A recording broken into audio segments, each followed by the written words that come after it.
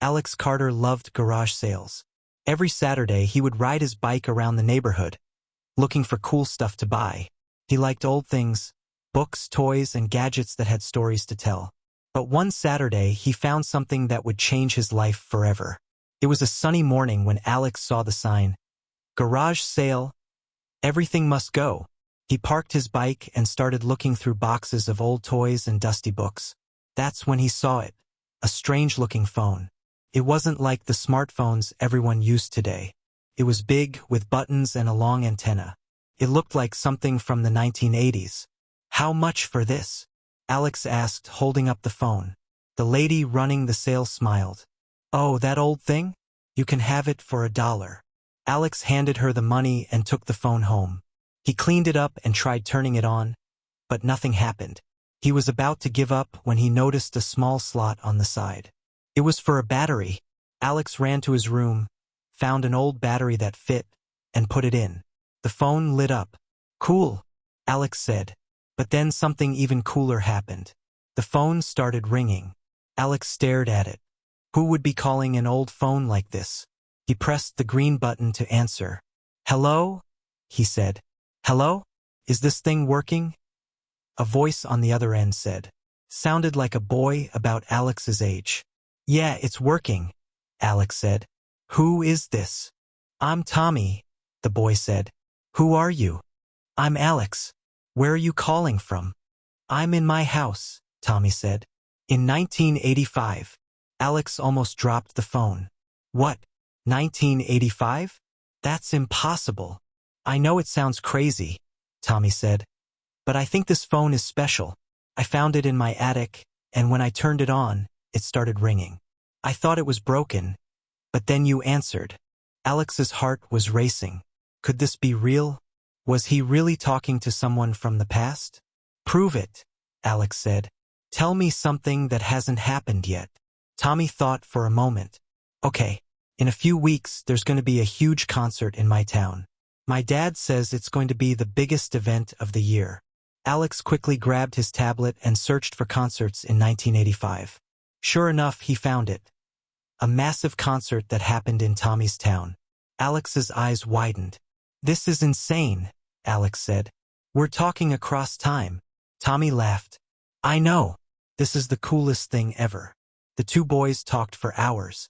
Tommy told Alex about life in the 1980s, no smartphones, no internet, just arcade games and cassette tapes. Alex told Tommy about the future, video calls, robots, and flying cars. Well, almost flying cars. But then, something strange happened. The phone started beeping, and the screen flickered. "Oh," Tommy said. "I think the battery's dying." "Mine too," Alex said. "We'll talk again tomorrow, okay?" "Deal," Tommy said. Same time, Alex agreed. The call ended, and Alex sat back, his mind spinning. He had just talked to someone from the past. What else could this phone do? Could he change things? Help people? The possibilities were endless. But as Alex thought about it, he realized something. If the phone could connect him to the past, could it also connect him to the future? And what would happen if someone else found out about it? For now, Alex decided to keep the phone a secret. He didn't know what it could do, but he was determined to find out. The next day, Alex couldn't stop thinking about the time phone. He kept it hidden under his bed, waiting for Tommy to call again. But when the phone finally rang, it wasn't Tommy on the other end. "Hello," Alex answered, his heart pounding. "Alex? Is that you?" The voice was shaky, like the person was scared. "Yeah, it's me. Who is this?" "It's Tommy's sister, Emily," the voice said. "Tommy told me about you. He said you're from the future." Alex's eyes widened. "Yeah, that's right. Where's Tommy? Is he okay?" Emily hesitated. "Something's wrong. Tommy's gone." "Gone? What do you mean?" "He was using the phone last night, talking to someone. Then there was this weird noise, and he just disappeared. The phone was on the floor, and Tommy was gone." Alex felt a chill run down his spine. "Disappeared? How?" "I don't know," Emily said, her voice trembling. But before he vanished, he said something. He said, "Tell Alex to be careful." The phone isn't just for talking. It can change things. Alex's mind raced. Change things? What did that mean? Could the phone do more than just let people talk across time? Could it actually move people through time? Emily, listen, Alex said. I'll figure this out. I'll find a way to help Tommy. But I need you to tell me everything you know about the phone. Where did it come from? Tommy found it in our attic, Emily said. It belonged to our grandpa. He was a scientist or something. Tommy said Grandpa used to work on secret projects. A scientist? Secret projects? This was getting weirder by the second.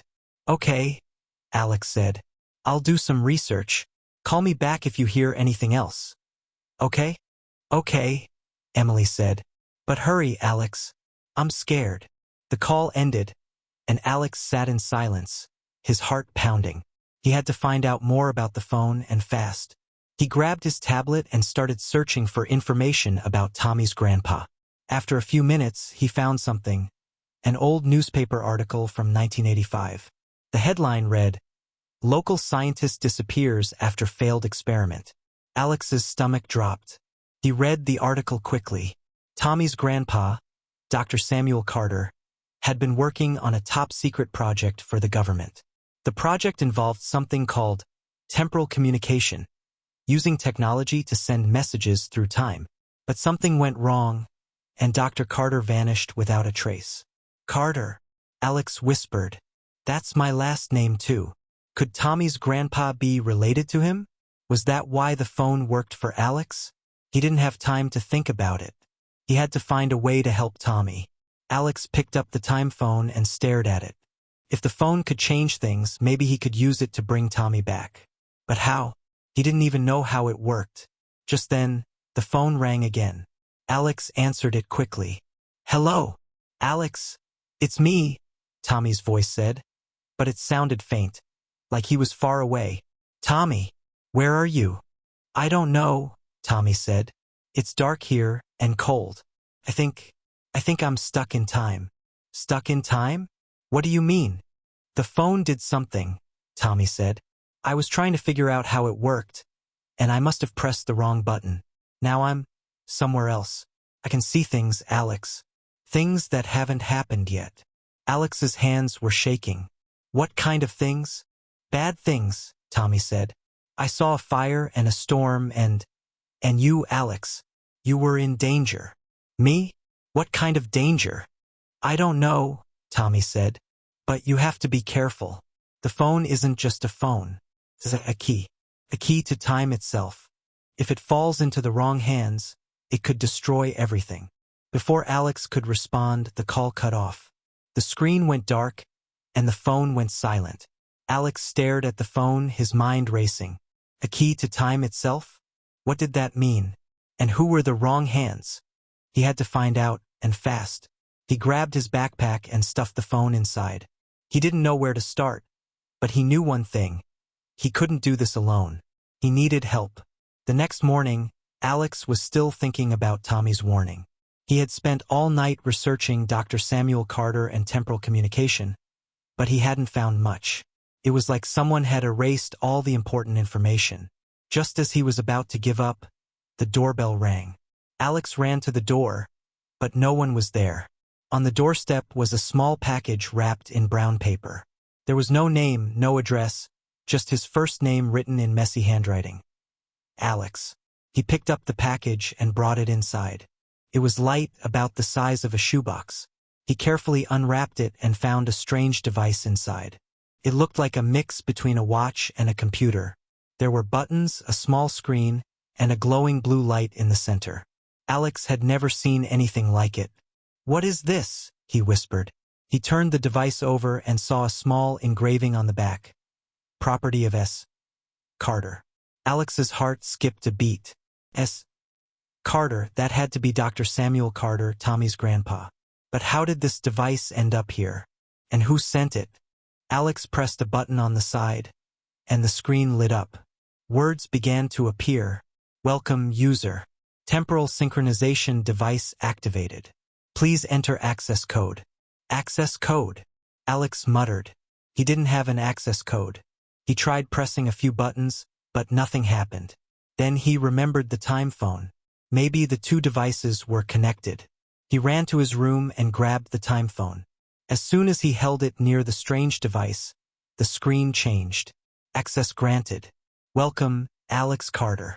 Alex's eyes widened. How did it know his name? Before he could think about it, the device started beeping, and the screen displayed a map. A red dot was blinking in the middle of the map. It was his house. Another dot, this one blue, was moving closer. What is that? Alex said, staring at the screen. Just then, the time phone rang. Alex answered it quickly. Hello, Alex. It's me, Tommy's voice said. But it was faint and crackly, like the signal was weak. Tommy, where are you? Are you okay?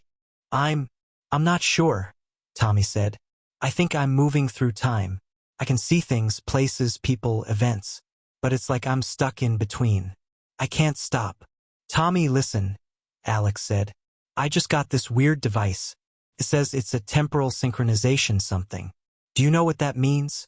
Tommy was silent for a moment. That's what my grandpa was working on. It's supposed to help control time travel. But it's dangerous, Alex.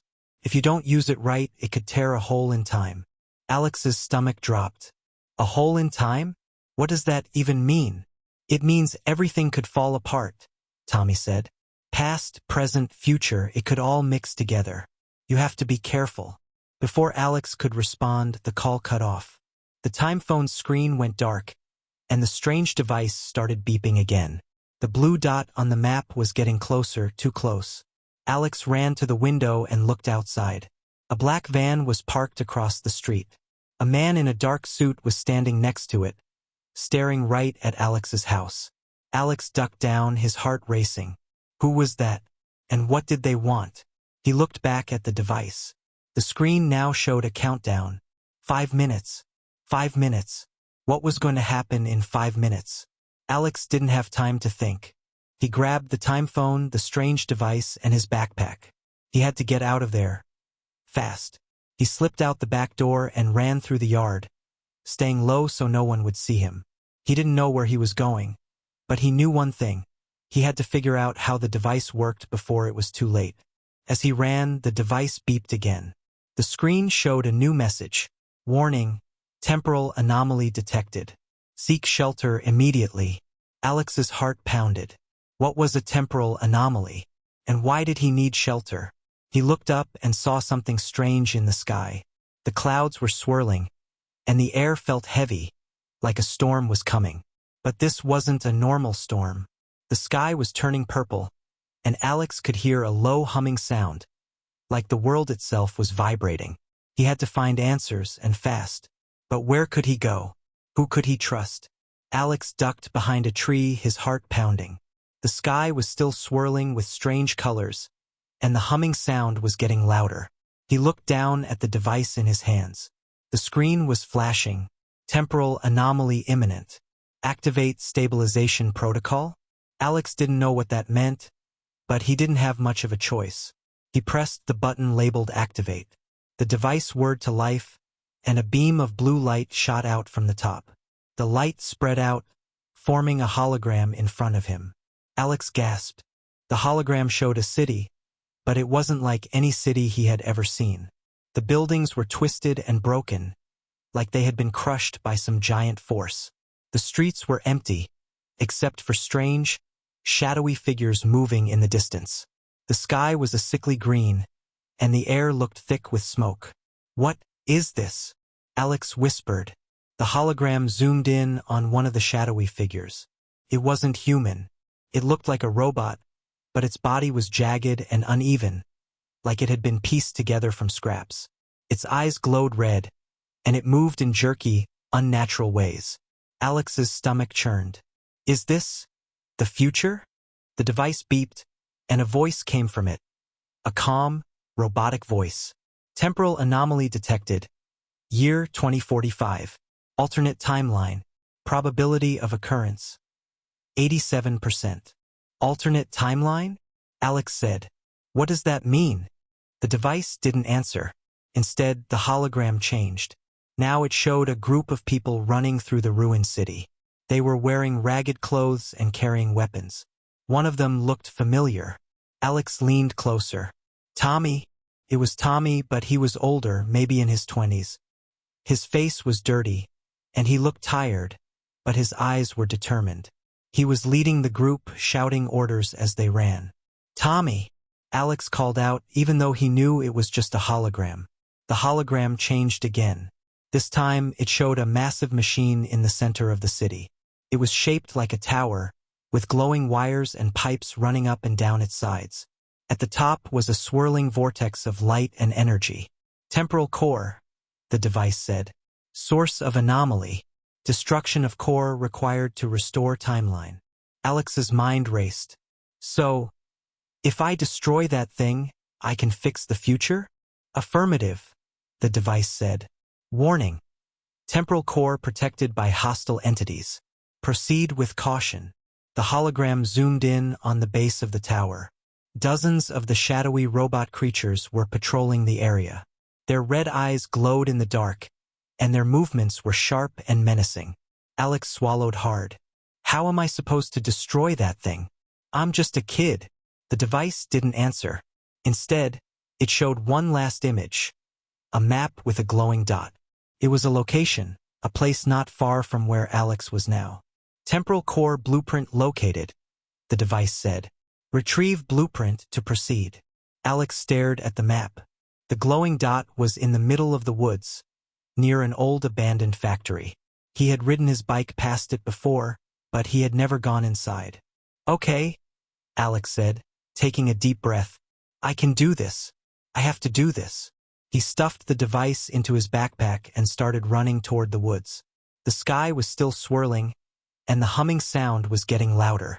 He didn't know how much time he had, but he knew one thing: he had to stop that future from happening. As he ran, the time phone in his pocket started ringing. He pulled it out and answered it.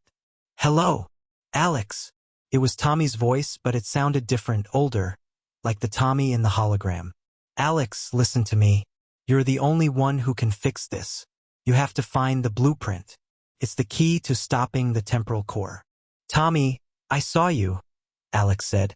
In the future. You were leading people. What's going on? There's no time to explain, Tommy said. Just know this. The future isn't set in stone. You can change it, but you have to hurry. They're coming for you. Who's coming for me? Alex asked. Before Tommy could answer, the call cut off. Alex looked around, his heart racing. The woods were quiet, but he had a bad feeling. Someone or something was watching him. He tightened his grip on the time phone and kept running. He didn't know what he would find at the abandoned factory, but he knew one thing. The fate of the future depended on him. Alex ran deeper into the woods, the strange device clutched tightly in his hands. The map on the screen led him toward the abandoned factory, but the closer he got, the more the hologram flickered. The images of the ruined city and the temporal core glitched in and out, as if something was interfering with the signal. Suddenly, the hologram went completely dark. Alex stopped in his tracks, his heart pounding. No, no, no. Don't stop working now. He shook the device, but nothing happened. Just as he was about to give up, the hologram flickered back to life. But this time, it wasn't showing the ruined city or the temporal core. Instead, it showed a single line of text, glowing in bright blue letters. Alex Carter. You are the key. Alex stared at the message, his mind racing. What does that mean? I'm the key to what? The hologram flickered again, and more text appeared. The temporal core was created by Dr. Samuel Carter to protect the timeline, but it was corrupted by an unknown force. Only a Carter can restore it. You must find the blueprint and unlock the core's true purpose. Alex's eyes widened. Dr. Samuel Carter. That's Tommy's grandpa. And my last name is Carter too. Does that mean? Before he could finish the thought, the hologram changed again. This time, it showed a series of symbols and numbers like a code. At the bottom of the screen, more text appeared. This message will self-destruct in 10 seconds. Memorize the code. It is the only way to access the blueprint. Memorize it? Alex said, panicking. There's no way I can remember all that. He pulled out the time phone and quickly snapped a picture of the hologram. Just as he did, the hologram flickered one last time and disappeared. The device in his hands went silent. Alex let out a breath he didn't realize he was holding. Okay, I've got the code. Now I just need to find the blueprint. He looked at the map on the device again. The glowing dot was close, just a few hundred feet away. He could see the outline of the abandoned factory through the trees. It was an old, crumbling building with broken windows and vines crawling up the walls. It looked like something out of a horror movie. Alex took a deep breath and started walking toward the factory. As he got closer, he noticed something strange. The air felt heavier here, and the humming sound was louder. It was like the factory was alive, pulsing with energy. He reached the front door, which was hanging off its hinges. Inside, the factory was dark and filled with rusted machines. The floor was covered in broken glass and debris. Alex pulled out his phone and turned on the flashlight. "Hello?" he called out, his voice echoing through the empty building. "Is anyone here?" No one answered, but as he stepped further inside, he heard a noise, a low, mechanical whirring sound. It was coming from the back of the factory. Alex followed the sound, his heart racing. The whirring got louder as he approached a large metal door. It was covered in strange symbols, just like the ones in the hologram. In the center of the door was a keypad. "This must be it," Alex whispered. He pulled out the time phone and looked at the picture he had taken of the code. Carefully, he entered the symbols and numbers into the keypad. For a moment, nothing happened. Then, with a loud clank, the door began to open. Alex stepped back, his flashlight shaking in his hand. Inside the room was a large, glowing object. It looked like a machine, but unlike anything Alex had ever seen. It was covered in wires and tubes, and in the center was a small glass case. Inside the case was a piece of paper, the blueprint. Alex stepped closer, his eyes wide. "This is it. This is what I need to stop the temporal core." But just as he reached for the glass case, he heard a noise behind him. He turned around and froze. Standing in the doorway was one of the shadowy robot creatures from the hologram. Its red eyes glowed in the dark, and its jagged body moved with a strange, jerky motion. Tilted its head, as if studying Alex. Alex's heart pounded. "Hi!" The robot didn't respond. Instead, it raised one of its arms, which ended in a sharp, claw-like hand. Took a step forward, and Alex realized he was trapped. Alex stood frozen in the abandoned factory, staring at the shadowy robot creature blocking his way. Its red eyes glowed menacingly, and its claw-like hand twitched as it took another step toward him. Alex's mind raced. He had to think fast. The robot lunged at him, but Alex ducked just in time. He grabbed the glass case containing the blueprint and bolted for the door. The robot screeched, its metallic voice echoing through the factory. Alex didn't look back. He ran as fast as he could, clutching the blueprint to his chest. The factory's corridors were a maze of rusted machines and broken equipment, but Alex followed the path he had come from. Behind him, he could hear the robot's heavy footsteps and the whirring of its mechanical limbs. He burst out of the factory and into the woods, the cool night air hitting his face. The sky was still swirling with strange colors, and the humming sound was louder than ever. Alex didn't stop running until he reached his house. He slipped inside through the back door and locked it behind him. Breathing heavily, Alex ran up to his room and closed the door. He placed the blueprint on his desk and stared at it. The paper was covered in intricate diagrams and symbols, just like the ones in the hologram. At the top, it read, "Temporal Core Blueprint Property of Dr. Samuel Carter." "Okay," Alex whispered. "Now what?" He pulled out the time phone and the strange device. The device's screen was still dark, but the time phone started ringing. Alex answered it quickly. "Hello, Alex." It was Tommy's voice, but it sounded urgent. "Did you get the blueprint?" "Yeah, I got it," Alex said. "But there was this robot thing. It almost got me." "Listen carefully," Tommy said. "The blueprint is the key to stopping the temporal core, but you can't do it alone. You need to find the others." "What others?" Alex asked. "There are more people like you," Tommy said. People who have pieces of the puzzle. They're scattered across time, but the time phone can help you find them. Before Alex could respond, his room started to shake. The walls trembled, and the furniture rattled. The air felt heavy, like a storm was brewing inside the house. "What's happening?" Alex shouted. "They're coming," Tommy said. "The ones who corrupted the temporal core. They know you have the blueprint. You have to get out of there." Alex grabbed the blueprint, the time phone, and the strange device. He stuffed them into his backpack and ran downstairs. The shaking grew stronger, and the lights flickered. Outside, the sky was now a deep, swirling purple. As Alex reached the front door, he heard a loud boom from upstairs. He turned around and saw a bright flash of light coming from his room. Something or someone was up there. He didn't wait to find out. He opened the door and ran outside. The street was empty, but the air was filled with an eerie silence. Even the usual sounds of crickets and wind were gone. Alex pulled out the time phone. "Tommy, what do I do now?" But the call had ended. The screen showed a new message. "Temporal anomaly detected. Seek shelter immediately." Alex groaned. "Shelter? Where am I supposed to go?" Just then, he heard a voice behind him. "Alex Carter?" He spun around. Standing in the middle of the street was a girl about his age. She had dark hair and was wearing a strange, futuristic outfit. In her hand was a device that looked similar to the one Alex had. "Who are you?" Alex asked, taking a step back. "My name's Mia," the girl said. "I'm from the year 2045. Tommy sent me to help you."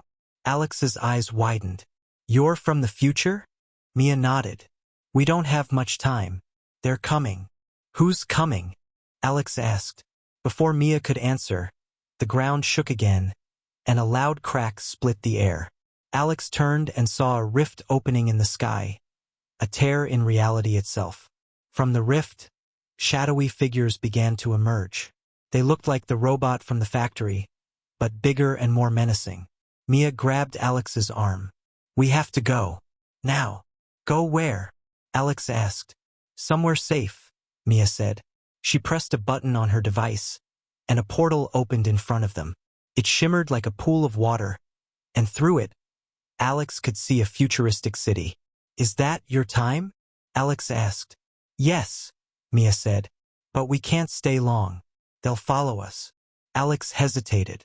He didn't know if he could trust Mia, but he didn't have much of a choice.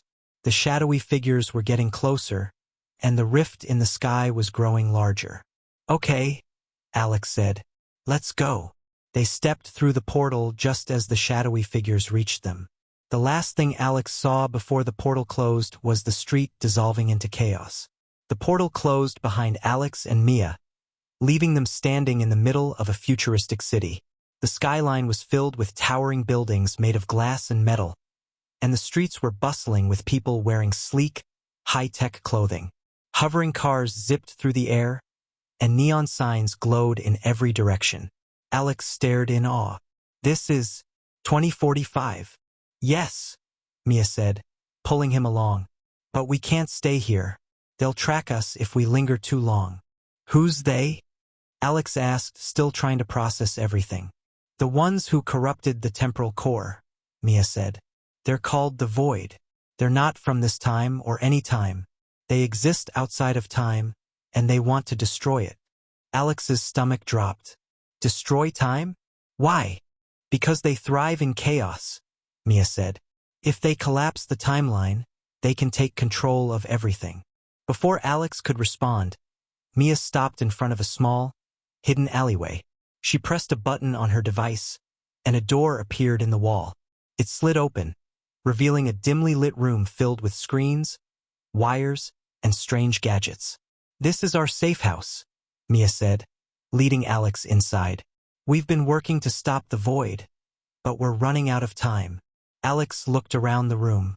There were maps of different time periods, blueprints of the temporal core, and photos of people he didn't recognize. One photo caught his eye. It was a picture of Dr. Samuel Carter, Tommy's grandpa. "You knew him?" Alex asked, pointing to the photo. Mia nodded. "He was the one who started all of this." He created the temporal core to protect the timeline, but the void corrupted it. Now it's up to us to fix it. Alex pulled out the blueprint he had found in the factory. Is this what we need? Mia's eyes lit up. Yes, that's the original blueprint. With this, we can reprogram the temporal core and stop the void. Just then, one of the screens in the room flickered to life. A face appeared, a man with gray hair and a stern expression. He looked like he was in his 50s and he was wearing a lab coat. Alex, the man said. I've been waiting for you. Alex froze. Who are you? I'm Dr. Samuel Carter, the man said. Tommy's grandfather and your great-uncle. Alex's jaw dropped. My great-uncle? But how? It's a long story, Dr. Carter said. But right now you're in danger. The void knows you have the blueprint, and they'll stop at nothing to get it. What do I do? Alex asked. You need to find the others, Dr. Carter said. There are 3 more devices like yours, and each one is held by someone who can help you. Together, you can unlock the full power of the temporal core and stop the void. Where are they? Alex asked. In different times, Dr. Carter said. But the time phone can guide you. Be careful, Alex. The void is always watching. The screen went dark, and Alex turned to Mia. Did you know about this? Mia nodded. That's why I came to find you. You're the key to all of this, Alex. But we have to move fast. Alex took a deep breath. Okay, let's do this. Mia handed him a small device that looked like a wristwatch. This will help you navigate through time. But be careful. Every jump you make weakens the timeline. We can't afford any mistakes. Alex strapped the device to his wrist and picked up the time phone. The screen showed a new message. Next destination, 1923. Find the keeper of the first device. 1923? Alex said. That's over 100 years ago. Time travel isn't easy, Mia said with a small smile. But you've got this. I'll stay here and monitor the timeline. Good luck, Alex. Alex nodded and pressed a button on the time phone. A portal opened in front of him, swirling with light and energy. He took one last look at Mia and stepped through. The world around him blurred, and for a moment he felt like he was falling.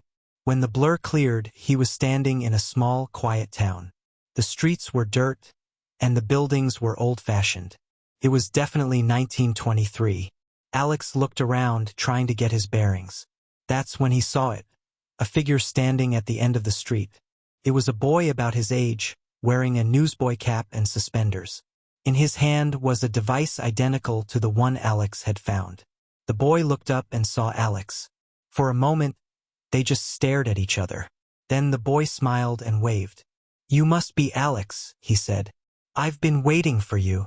Alex stood in the quiet streets of 1923, staring at the boy with the identical device. The boy introduced himself as Henry, the keeper of the first device.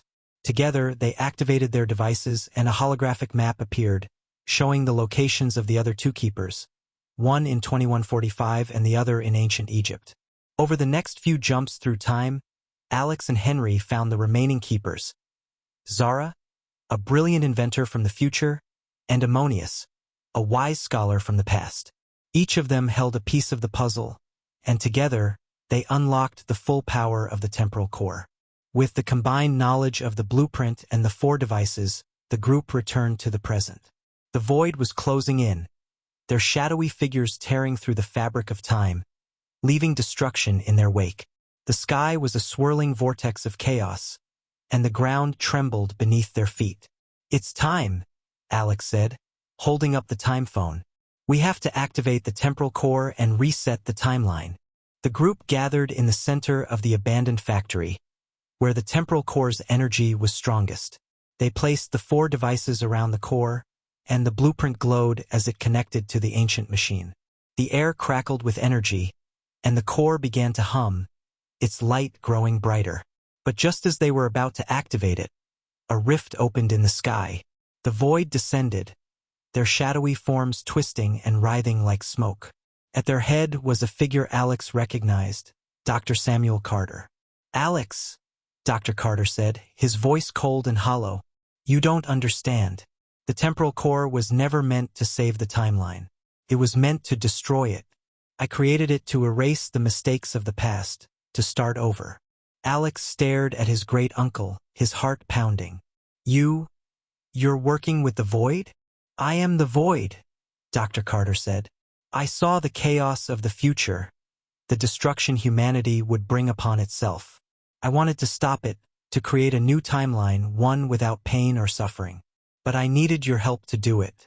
You're the key, Alex. Only a Carter can activate the core's true power. Alex looked at his friends, Henry, Zara, and Ammonius. They had risked everything to help him, to save the timeline. He thought about Tommy, stuck in the void between time, and Mia, fighting to protect the future. He thought about his own life, the people he loved, and the world he called home. No, Alex said, his voice steady.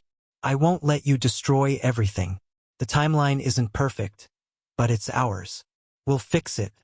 Together. Dr. Carter's eyes narrowed. You don't understand the power you're dealing with, Alex. You're just a boy. Maybe, Alex said, but I'm also a Carter, and I choose to protect the timeline. With that, Alex activated the temporal core. The devices around it glowed, and the blueprint symbols lit up, forming a shield of light around the group. The void lunged forward, but the light repelled them, their shadowy forms dissolving into nothingness. The core's energy surged, and the sky began to clear. The rifts in time closed, and the humming sound faded. The timeline was stabilizing. Dr. Carter screamed, his form flickering as the core's power overwhelmed him. You don't know what you've done, Alex. The timeline will collapse without me. No, Alex said. It will survive because we'll protect it. With a final burst of light, Dr. Carter and the void were gone. The temporal core fell silent, its energy spent. The timeline was safe. Alex and his friends stood in the quiet factory, the weight of what they had done settling over them. The devices in their hands were now just ordinary objects, their power drained. What now? Henry asked. Alex smiled. Now we go home, and we make sure the future is worth fighting for. Epilogue. Alex returned to his time, the time phone now just a regular old device. The sky was clear, and the air was calm. He knew the timeline was safe, but he also knew the fight wasn't over. The void might be gone, but there were always new challenges, new threats. As he walked home, he thought about everything he had learned, about time, about family, and about the power of choice. He didn't know what the future held, but he knew one thing. He was ready for it. And somewhere, in the void between time, Tommy smiled. He knew Alex had done it. The timeline was safe and the future was bright.